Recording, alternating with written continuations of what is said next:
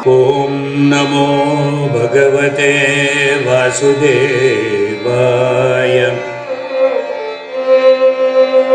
ॐ नमो भगवते वासुदेवाय।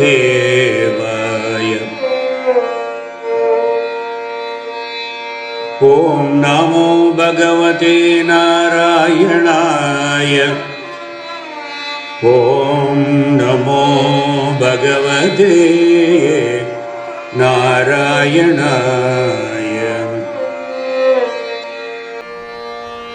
शुक्लांबरधरं विष्णुं शशिवर्णं चतुर्भुजं प्रसन्नवदनं ध्यायेत् सर्वविघ्नोपशान्तये। अनन्तसंसारसमुद्रतार नौकायिताभ्यां गुरुभक्तिदाभ्यां वैराग्यसाम्राज्यपूजनाभ्यां नमो नमः श्री गुरुपादुकाभ्याम्। अञ्जनानन्दनं वीरं जानकी शोकनाशनं कपीशमक्षहंतारं वन्दे लङ्काभयङ्करम्। कृष्णाय वासुदेवाय देवकीनन्दनाय च नन्दगोपकुमाराय गोविन्दाय नमो नमः। गोविन्दाय नमो नमः। गोविन्दाय नमो नमः। यदङ्घ्रिपङ्केरुहरेणुलग्नं निपीयनीरं विमलान्तरङ्गः जानामि तत्त्वं निजमात्मरूपम्।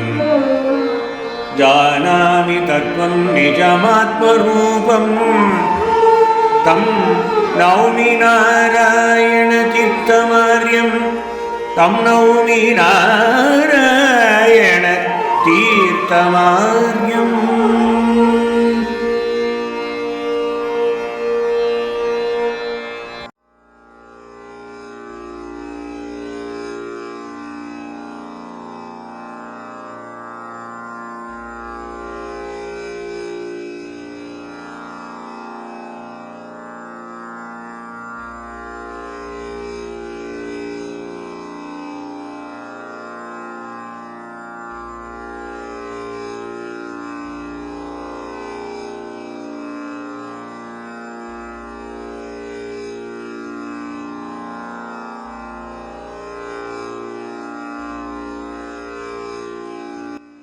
Namaskaram.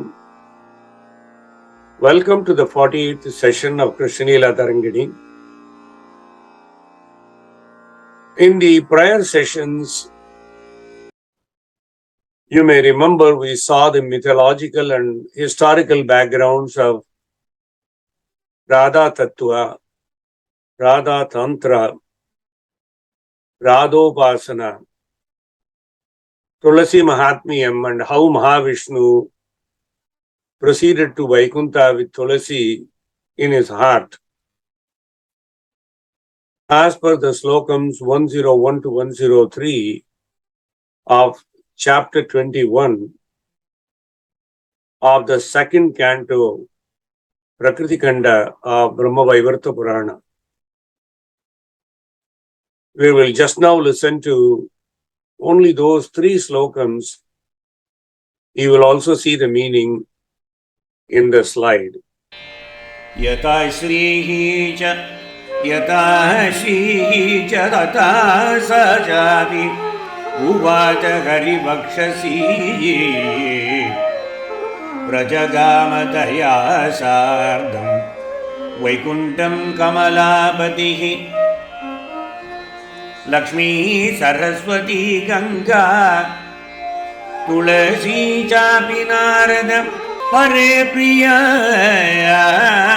Chatasraha Hare Priya Chatasraha बभूरि ईश्वरस्य च सद्यस्तद्येकजाता च बभूव गण्डकी नदी हरेर्अंशेन शैलस्य तत्तीरे पुण्यदो नृणाय हरे हरे हरे अंशेन शैलस्य तत्तीरे पुण्यदो नृणां पुण्यदो नृणाय. Whatever you just now heard and all that is said earlier is the conclusory part of what really happened after Tulasī and Mahavishnu exchanged arguments. And there were several questions from some of our Satsanga members. All of them I recognize are great devotees of Srimad Bhagavatam. And every one of those questions is not only relevant but significant. I also agree with them that we cannot rush or skim on the subject, as this is the most appropriate place in our opera as well. I will address them here, but very briefly, and proceed to the Tarangini opera. The first was about why Tulasī had to become a river and a tree as well. She could have ascended to Paramapadam right then and there with Mahavishnu, as she could not be blamed for any happenings on her own. If she was deceived by Mahavishnu himself, why the interim step of becoming a river and a tree, veritable for universal worship, and to wait there for quite some time before she could actually go to the next stage in her redemption? Was that necessary? Well, she became a river, and how long after that did she get redemption? Was it for thousands of years? Was she not promised inexplicable greatness or Mahat then and there by Lord Shiva and Lord Vishnu, one after the other? What about Shankhachoođa's redemption? And finally, how the huge rock, how did that become smaller pieces of Sãlagrãma Shila? And what is a Sãlagrãma as we find them today? Is there any background on all these, as well as references? All these are the questions that came in the last 10-15 days. After Mahadeva terminated the life of the distinguished Danava king, Shankhachoođa, who was a blessed devotee of Sri Krishna, Sri Shankhachoođa was able to return to the goddess Radha's Rasa Leela party at Goloka in his original form as Sudama once again, and Bhagavan Krishna and Devi Radha welcomed him back into their fold so happily. This is stated in Brahmavaivata Purana, once again in the second canto, 20th chapter, by number of slokams. There are at least 6 slokams which talk about Shankhachoođa going back to Goloka as Sudama. Raja Dritva Divya Rupam Balakam Gopaveshakam Balakam Gopaveshakam Vibhujam Murali Hastam Ratnabhushana Bhushitam Nana Ratna Subhushadyam Gopakoti Viravritam Golokadagatam Yanamaruhya Tatpuram Yayo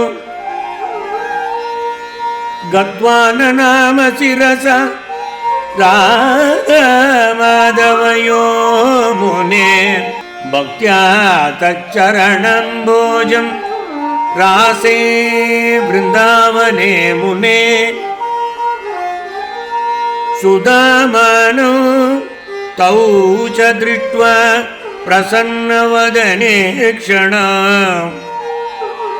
तदा च चक्रतुः क्रोडे स्नेहेन परिसंलुत अथ शूलश्च वेगेन प्रययौ शूलिनक्करं शङ्करस्तेन शूलेन शूलपाणिर्बभूव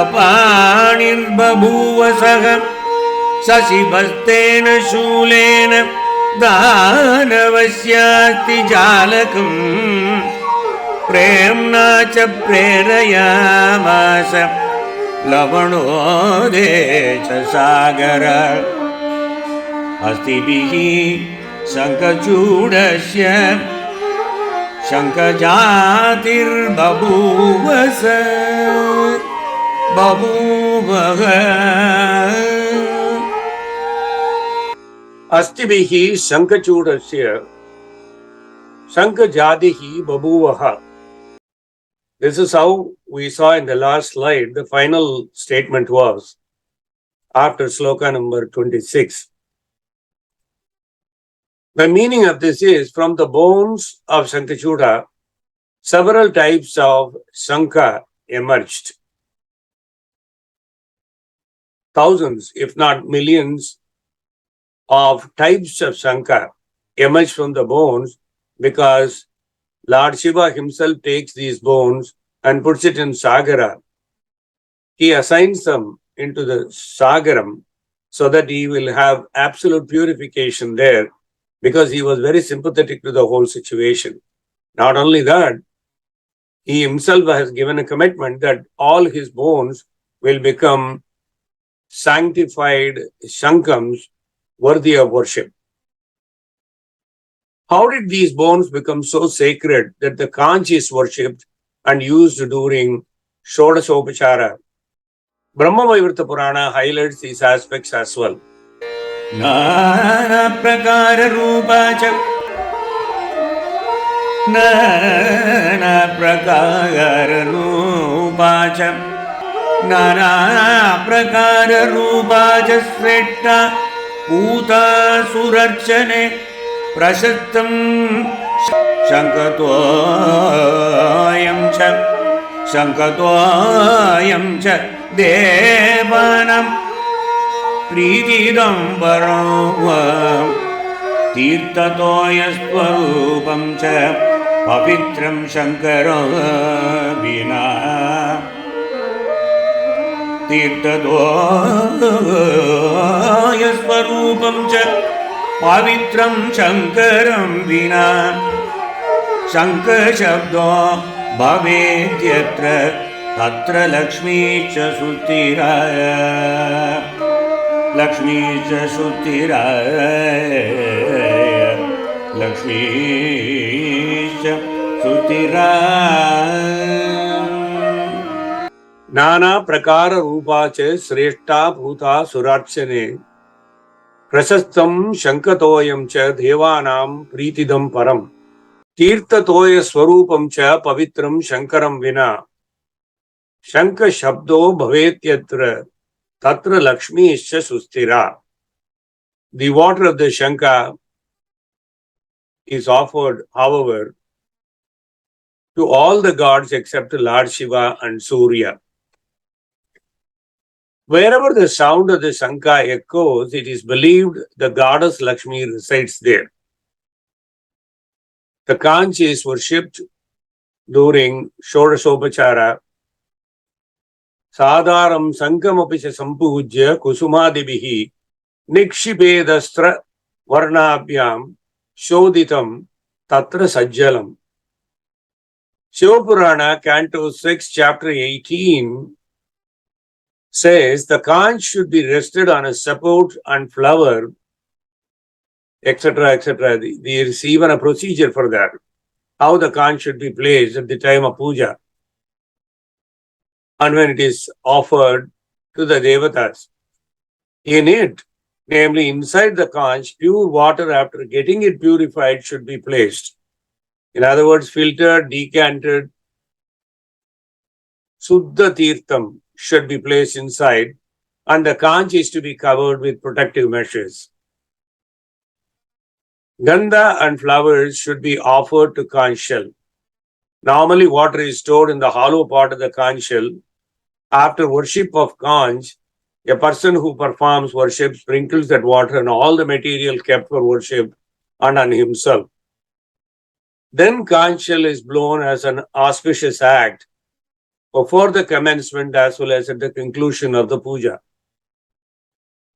Dakshinavarta Sankena Kritva Chaiva Kare Jalam Sharasa Tad Grihitva Tu Vipro Krishtamana Shuchihi Tasya Janma Kritam Papam Takshanadeva Nashyati.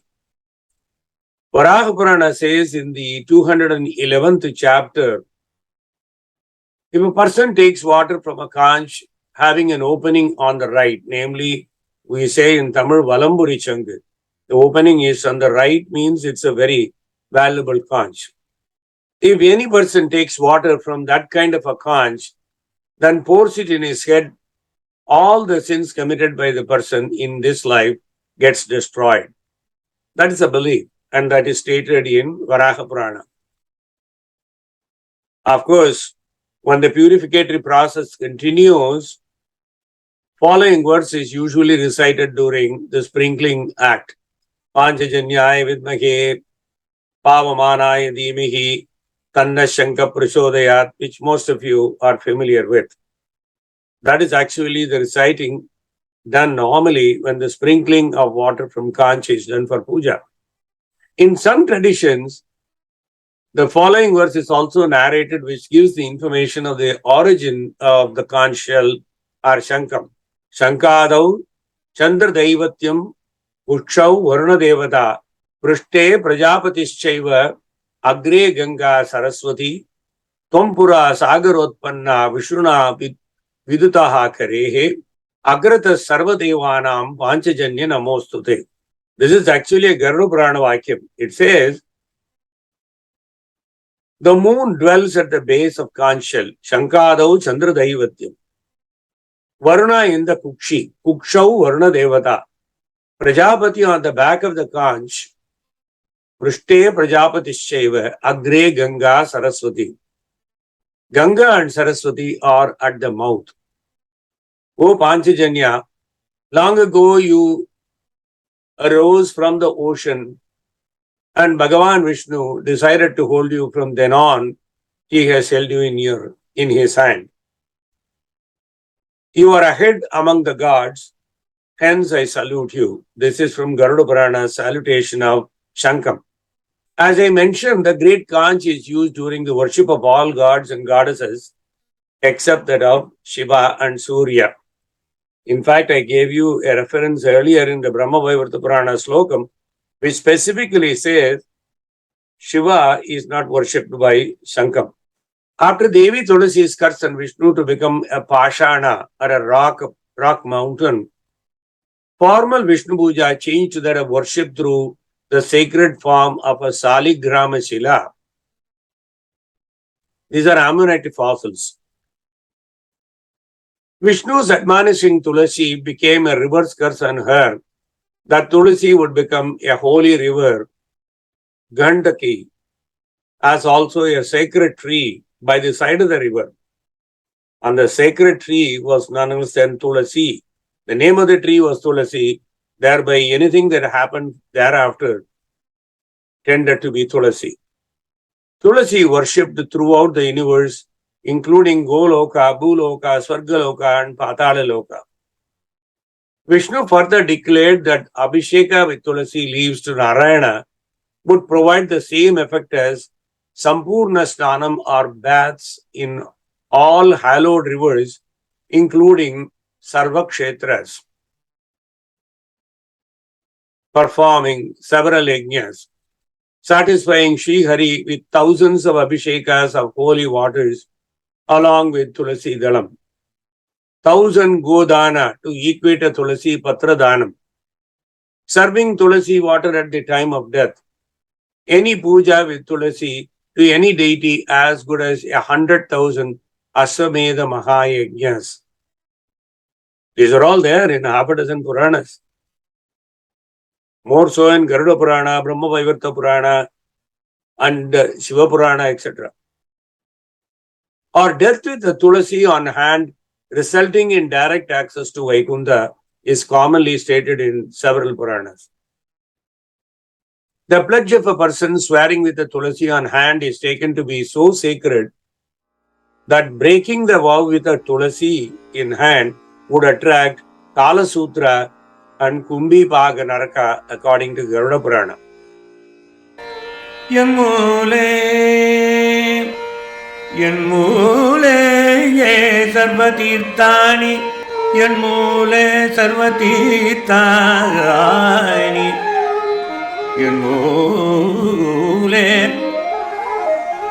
yanmule sarvatirthani, yanmadye brahmadevataha, yadagne sarvavedacha, yadagne sarvavedacha, Tulasīm tam namamyam.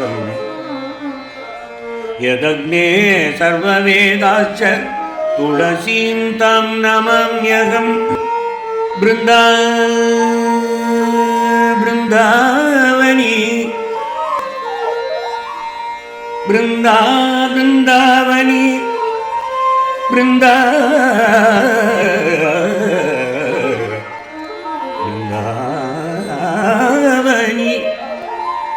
Brindavani, Vishwapujita, Vishwabhavani, Utpasara Nandini, Tulasī Krishna Jivana.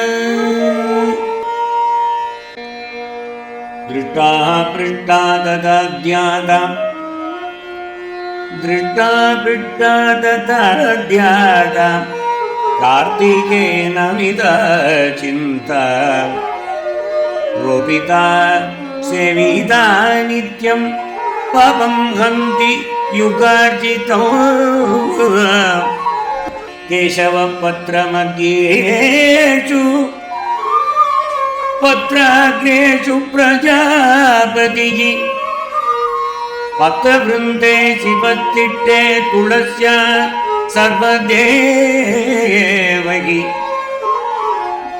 Tulasī Manjarivihi Yakuryat Parirharachanam Sanagarbhagriham Yati Muktivagi Bhaven Naragam Gaya Shraddha Palam Dhatu Pitrunam Paritoshadam Gaya Shraddha Palam Dhatu Pitrunam Paritoshadam Tatpalam Chat Shatagunau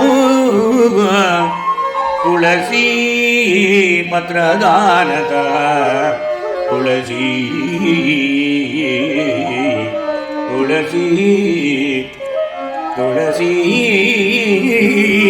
Patradhanata.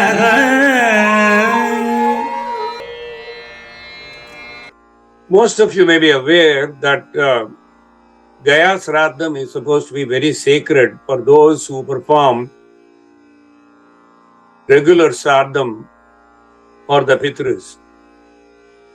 The last sloka that you just now saw in the slide may trigger some thoughts inside you. Gaya Shraddha Phalam Dhatuhu Pitrunam Paritoshadam Tatpalam Syad Shatagunam Tulasī Patra Dhanataha. The donation of Tulasī leaves will give Akshaya Phalam to Pitrus. Usually in Pitru Shraddham, we normally do great donations. Dana and Dharma. This Dana Dharmam that we do is specially for Akshaya Phalam.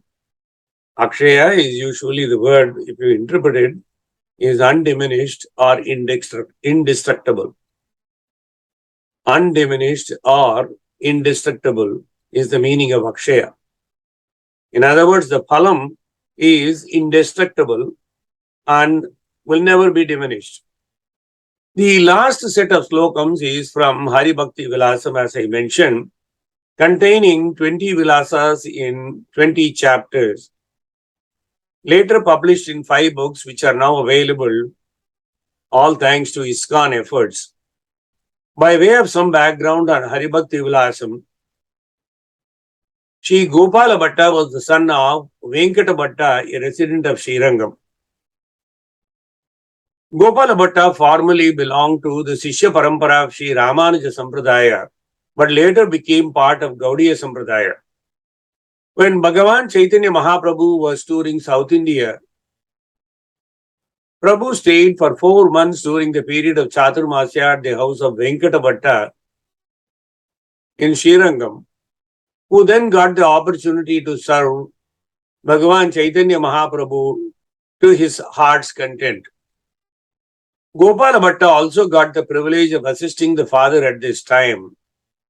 Sri Gopala Bhatta was later initiated by his uncle, the great sannyasi Prabodhananda Saraswati. Both the father and the mother of Gopala Bhatta were extremely fortunate, for they dedicated their entire lives thereafter to the service of Bhagavan Chaitanya Mahaprabhu. They permitted Gopala Bhatta to migrate to Vrindavana.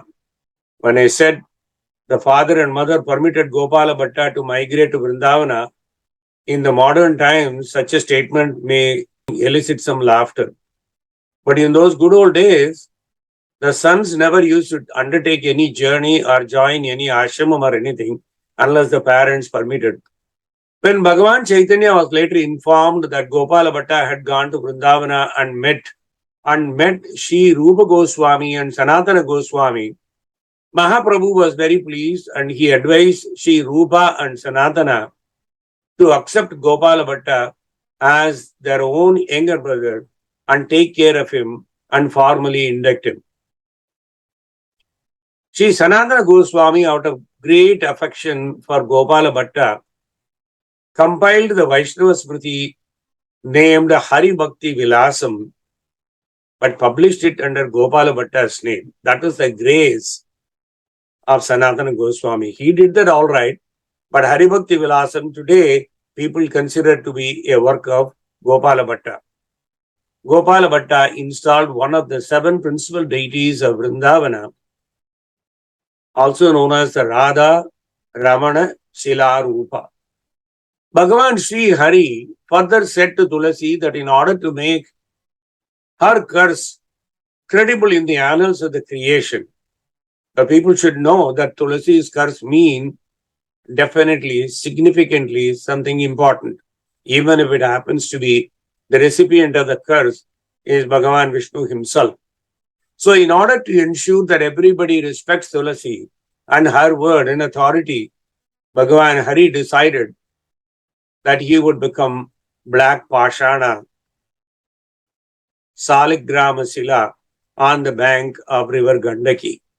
In fact, over the last 66 to 100 million years ago, the mountain on the banks of the Gandaki river were slowly chiseled by Vajrakita, a type of worms having teeth as strong as Vajra. One may wonder, do worms have teeth? Maybe you can call it insect or whatever it is, but these types of worms, according to 3 Puranas, known as Vajrakita, had so much of powerful teeth as strong as Vajra that they carved out various markings on the bodies of Sãlagrãma Silas. So they were slowly carving out from the great stupa at the mountain, and the carved out pieces, the stones so carved out by these Vajrakita used to fall down in millions from the surface of that mountain onto the Gandaki river, came to be known as Sãlagrãma Silas or Sãlagrãma Silas. What are these, and in current context can we decipher this Sãlagrãma, because most of them are actually looking like elliptical stone, somewhat very nicely chiseled and soft. But are there Swarupams inside that common man can decipher them? Yes, they can be. Where are they authentically described? For all questions on Sãlagrãma in the prior sessions, the answers are clearly detailed in slokams 58 to 100 of chapter 21 of the second canto or Prakriti Kanda, which I talked earlier. These approximately 43 slokas of that particular chapter describe answers to every one of the Sãlagrãma Sila questions. Sãlagrãma or Saligrama refers primarily to an iconic representation of Mahavishnu in the form of a spherical, usually black-colored ammonoid fossil found in the sacred river Gandaki. This river is one of the oldest and biggest rivers that flows from northern to southern section of Nepal. Some people undertake special pilgrimages to go and do a dip in the sacred river. This Kali Gandaki or Krishna Gandaki river is also one of the biggest tributaries of the Ganges. Some of you may have known about the Nubian glacier of Upper Mustang, Nepal. Those of you who are very much into mountain ranges, especially Himalayan ranges and all that, may have heard about this. It's called the Nubian glacier, which is one of the largest glaciers. It is the farthest stream point of this Kali Gandaki river, which becomes Damkola and Mustang Kola after mixing up with a few other small tributaries. This river is also known as the Narayani River and the Gantak and the left bank tributary of the Ganges. It has a catchment area of approximately 18,000 square miles, with most of it in Nepal. In the Nepal Himalayas, deep canyon, the basin also contains 3 mountain peaks over 26,000 feet, namely Dhaulagiri, Manaslu, and Annapurna 1. The Shilas are ammonite fossils are worshipped as manifestations of Mahavishnu himself, identifiable from other stones by special markings which resemble Vishnu's paraphernalia such as mace, conch, lotus, the disc. Narasimha Swami, Varahamurti, and Vamana are popular forms of worship. They are either black, red, or mixed in color, and are usually kept closed inside a box very sacredly, and are only brought out for daily worship puja. A lot of strict observances are necessary to open them and close them and put it aside after the puja. The Shilas were usually hereditary. They were preserved and passed on from generation to generation over hundreds, if not thousands of generations. These Shilas never being purchased or sold because it should not be. Regrettably, we learned that so many fakes are sold in modern times because for everything you get fakes now. And people buy them without knowing the significance or the ability to detect the Murti and it is said to represent. So one has to be careful where from you are getting this Sãlagrãma. The term Sãlagrãma has many interpretations. Sãlagrãma is the place to which King Agnidra retired after dividing Jambudvipa among his 9 sons. Agnidra was the grandson of Swayambhuva Manu and made the lord of Jambudvipa, one of the 7 islands or dvipas encompassing this universe. These details are in Vishnu Purana in the 2nd canto. Sages from this part of the world routinely visited Dwaraka because they had a special place. And Krishna really enjoyed the visits of these great sages. They always used to make a trip from Gandaki to visit Krishna in Dwaraka because of all the Mãhãtmyam that is associated with the river and the environment. The references for these, the abridged versions which I just now gave, are from Bhagavata Purana in the 5th canto, chapter 8, and again in the 10th canto, chapter 90, and they are also mentioned in Brahmanda Purana, 3rd canto, chapter 13 and chapter 25, Matsya Purana, chapter 33 of 13th canto, and Vayu Purana, 77th chapter. 2 slokas mention about all these details, 88 and 89 of Vayu Purana, chapter 77. The answer to the other question is Sãlagrãma stones are generally associated with Mahavishnu and are regarded as representations or pratika of Vishnu. But there are also Sãlagrãma stones said to be representing some forms of Shiva, some forms of Shakti, Surya, and Ganesha. There are references in Upapuranas and in some works that these Sãlagrãmas are also available and worshipped. The entire Panchayatana worship is occasionally carried out by having the Sãlagrãma stones signifying those 5 deities. I am, however, unable to locate and offer you references in Puranas or Samhitas for this particular type of information because there is only a reference in passing in some books, but there are no specific references or bibliography for that. Uncorroborated etymology is that the expression Sãlagrãma came from the site was once a village near the river, was distinguished by the Shala trees, and hence the name Sãlagrãma, forest of Shala trees. The word Shala is derived from the root Shalagato. Shalagato means to move. Because these trees were always waving, they were moved by wind, as the reference goes, Shalati Vayuna Chalati Iti. Shalati Vayuna Chalati Iti. Thereby, etymologically, the Shalagato is the actual breakdown for the word Shala, and maybe it was a group of Shala trees that created the village called Sãlagrãma. That's why the stones available from that place are known as Sãlagrãma Shila.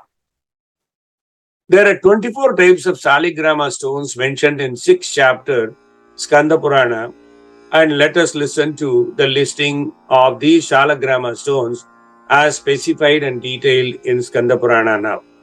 Etan Vedan Mama Bruhi Etan Vedan Mama Bruhi Vitarena Tapodana Twadvakya Amrutapanena Trushanaiva Prashamyati Shunu Vitarato Vedan Puranoktan Vadamite Yachutvam Uchade Avashyam Manujaga Sarvakilmishade Purvam tu Kesava Pujyo Dvitiya Madhusudanaha Sankarshana Tritiya Tuttato Damodara Smrta Panchamo Vasudevagyaha Sattaha Pradyumna Samgyaha Saptamo Vishnuhu Bhuktascha Attamo Madhavayevacha Navamo Anantamurtischa Dashama Purushottamaha Adokshajaha Tatapashchad Vasudeva Paschad Dvadasastu Janardanaha Trayodasastu Govinda Chaturdasatri Vikramaha Shridharacha Panchadasho Krishikeshastu Shodashaha Nృసింహస్తు సప్తదశ విశ్వయోని తతఃపరం వామనస్తత ప్రోక్త తతో నారాయణ స్మృతః పుండరీకాక్ష ఉక్తస్తు హ్యుపదేశ తతఃపరం हरित्रयो विंशतिमः कृष्णश्च अन्त्य उदाहृतः कृष्णश्च अन्त्य उदाहृतः.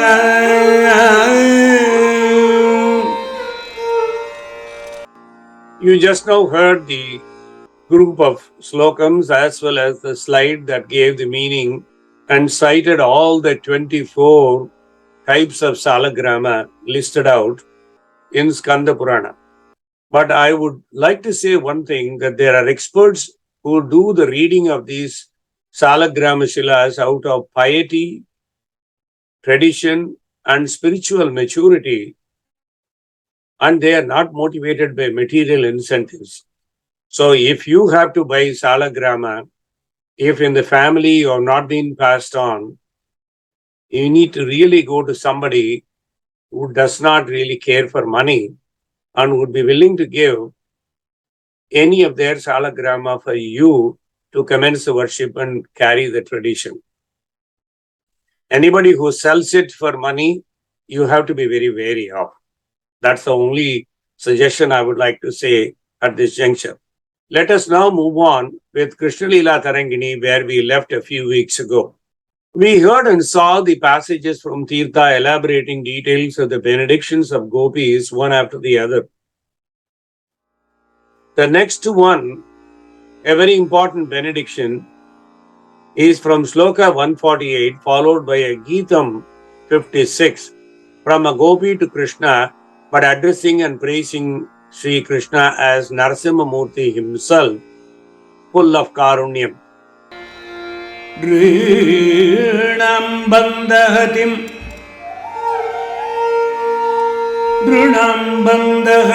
kurvan nrisumhasi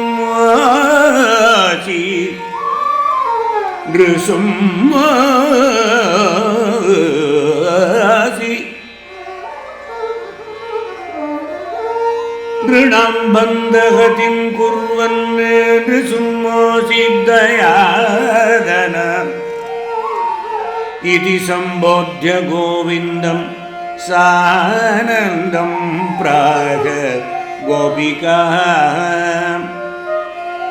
iti sambodhya govindam sanandam praga gopika sanandam praga gopika.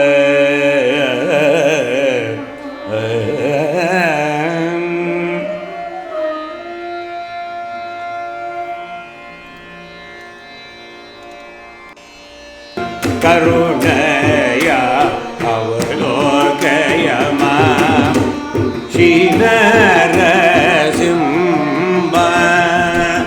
Karunaya avalokaya mam Shri Narasimhan. Karunaya avalokaya mam Shri Narasimhan. Karunaya avalokaya mam Shri Narasimhan.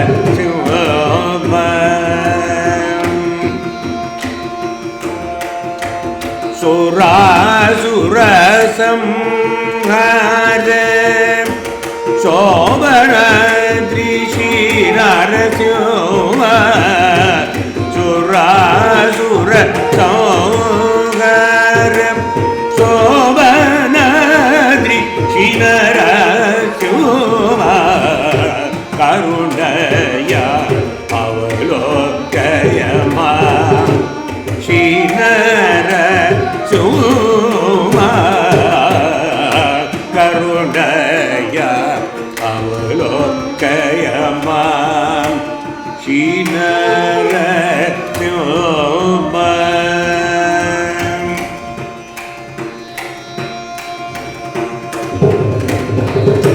Paripurna dayarasa Vabodhi Brahmana Prahlada Chandrodaya Shri Narasimhan. Sita Tamasa Nirvijaja Magasa Gurudara Veera Chipuda Subunalaya Karunaya Avalokayama Shri Narasimha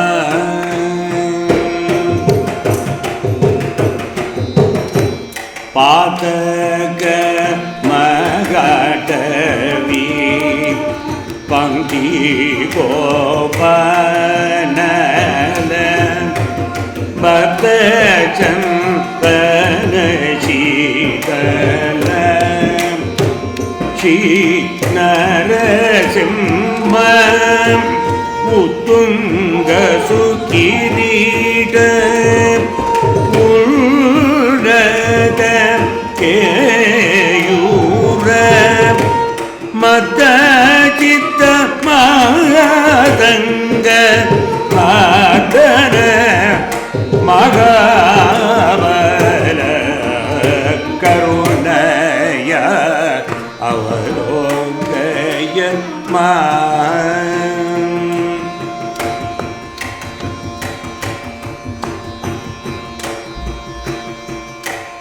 Traigunya Palatita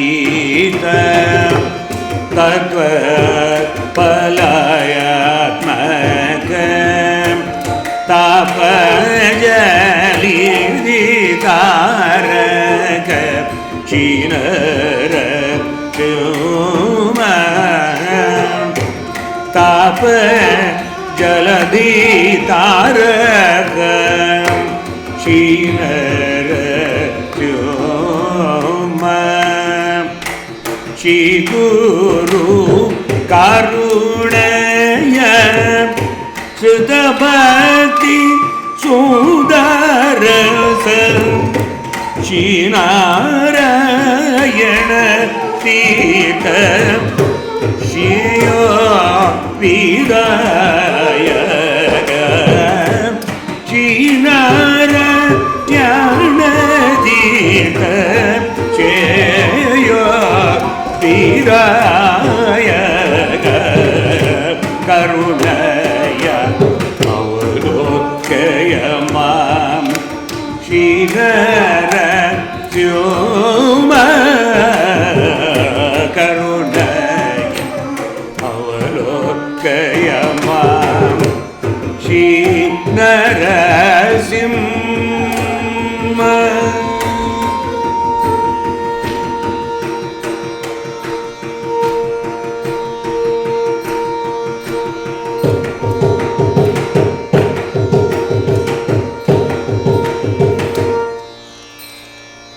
Traigunya Palatita Tattva Palatmaka Tapa Jaladi Taraka Sri Narasimha Shri Guru Karunaya Srita Bhakti Sudharasa Shri Narayana Tirtha Shreyo Vidayaka. Tirtha says in the words of a gopi that Bhagavane Krishna, you are beyond the consequences of the three qualities of Sattva, Rajas and Tamas. He did not say you are beyond all the three qualities. That is also one usage which is used often in Puranas, in some Upanishads. But here, Tirtha's rendition here is, Krishna, you are beyond the consequences of the three qualities. You take us across the ocean of bhava, which is nothing but anguish, because I look at you as Narasimha.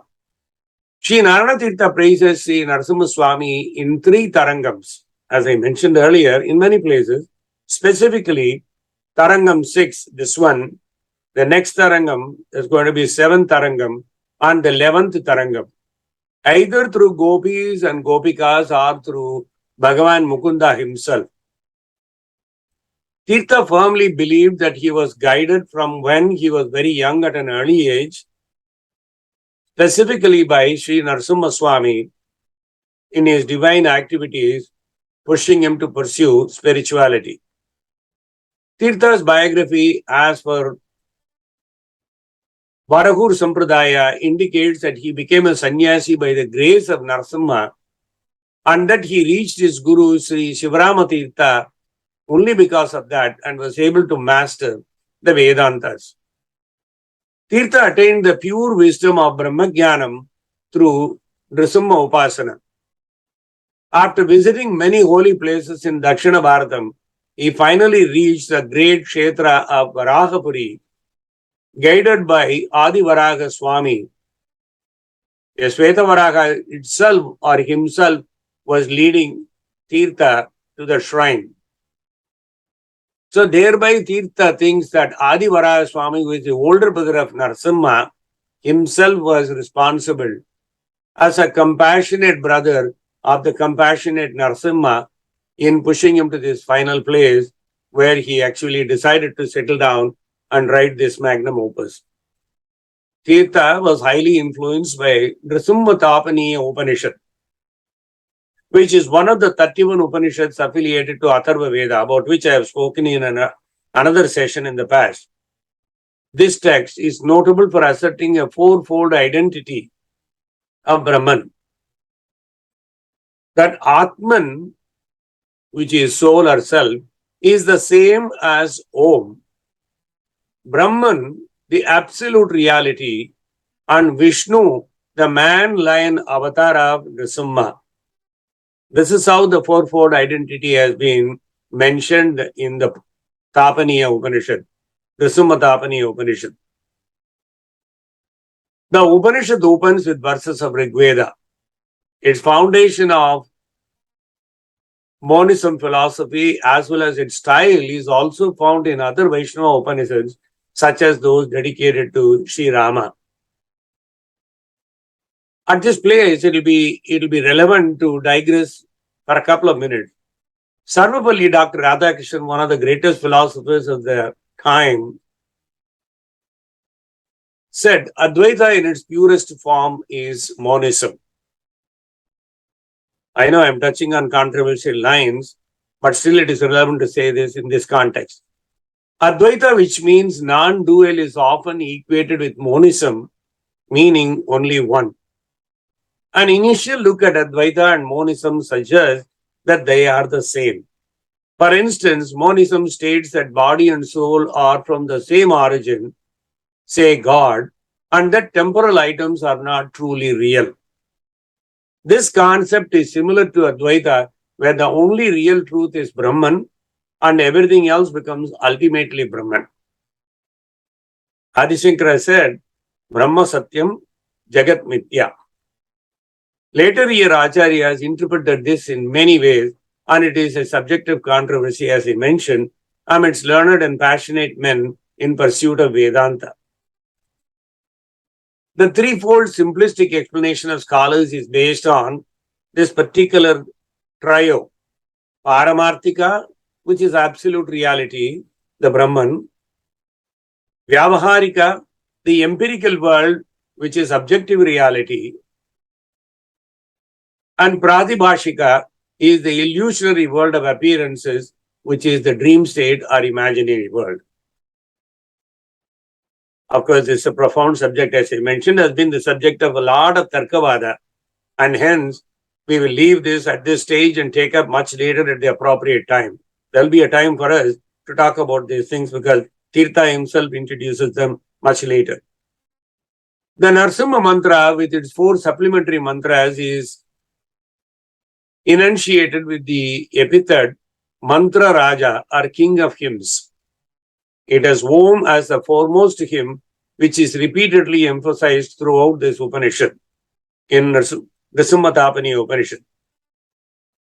The principal disciple of Bhagavad Pada, Padmapada, was also a Nrisimha devotee.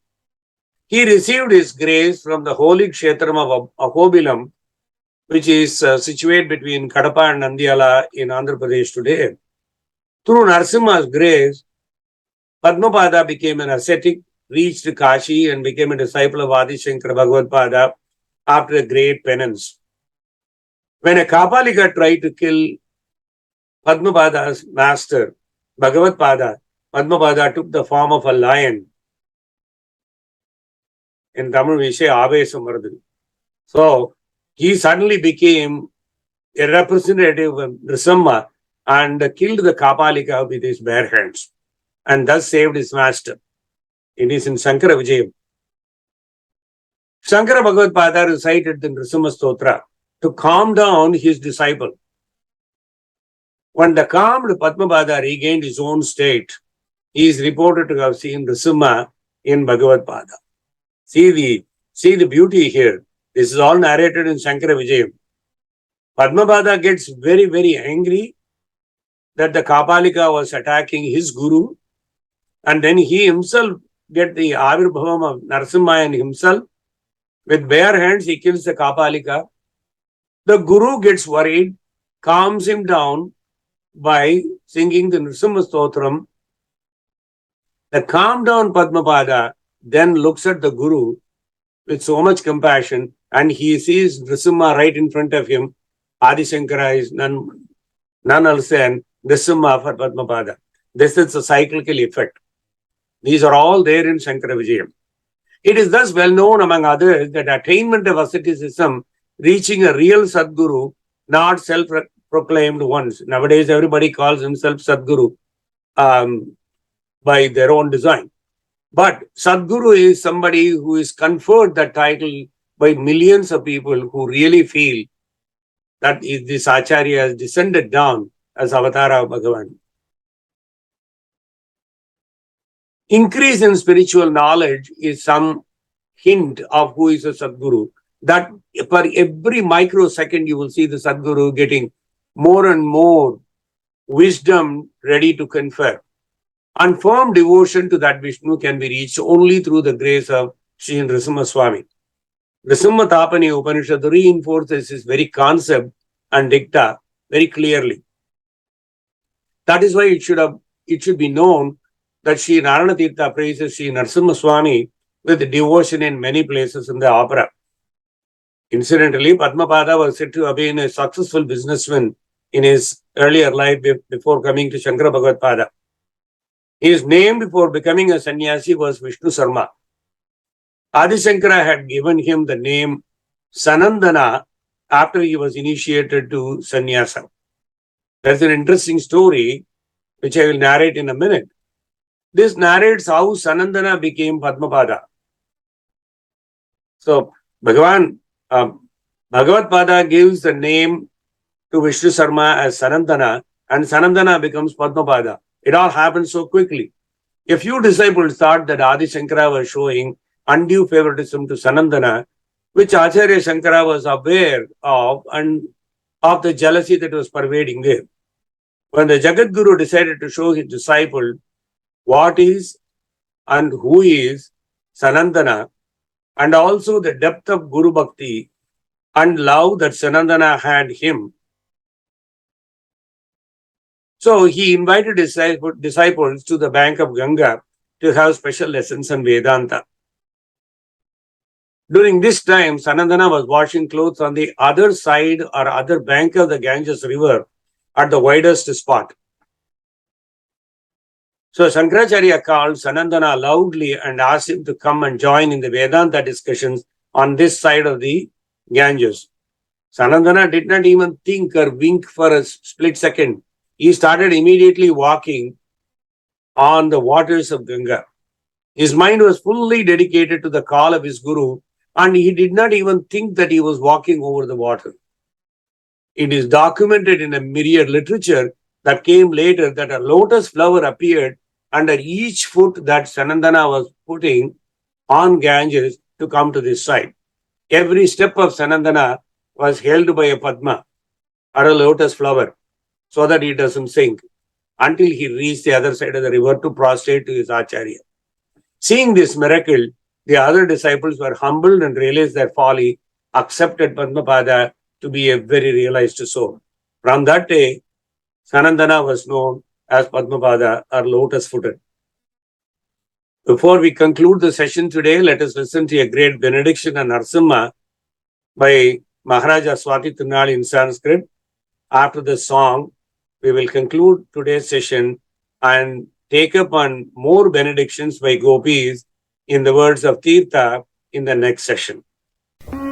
Narasimhamamav Bhagavan Nityam Narasimhamamav Bhagavan Nityam Narasimhamamav Bhagavan Nityam Narasimhamamav Bhagavan Nityam Narasimhamamav Bhagavan Nityam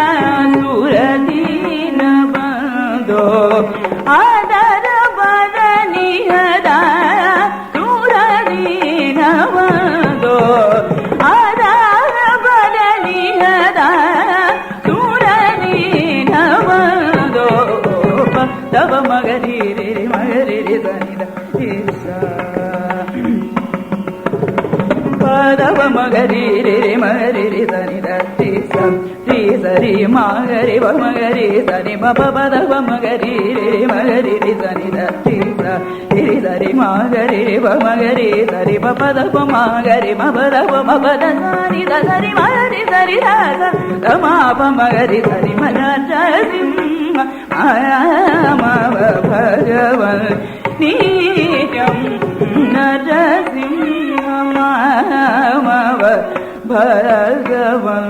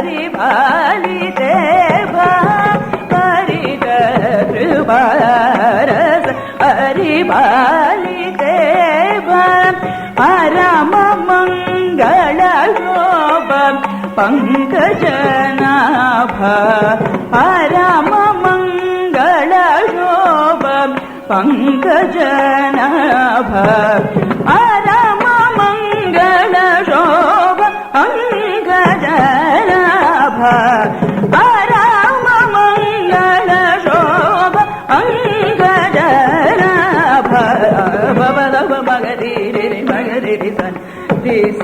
ri sari ma gari va ma gari sari ma pa da pa ma gari ma pa da pa ma pa da ri da sari ma ri sari da sa da pa da ma pa pa gari sari pa na ta simma ma va bhagavan nityam narasimha ma va bhagavan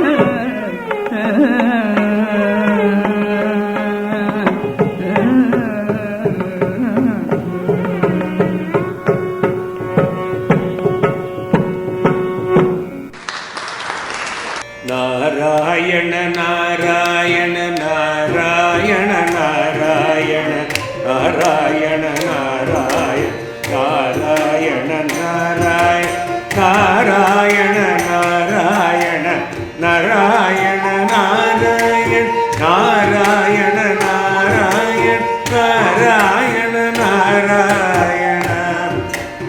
Narayana Hare Krishna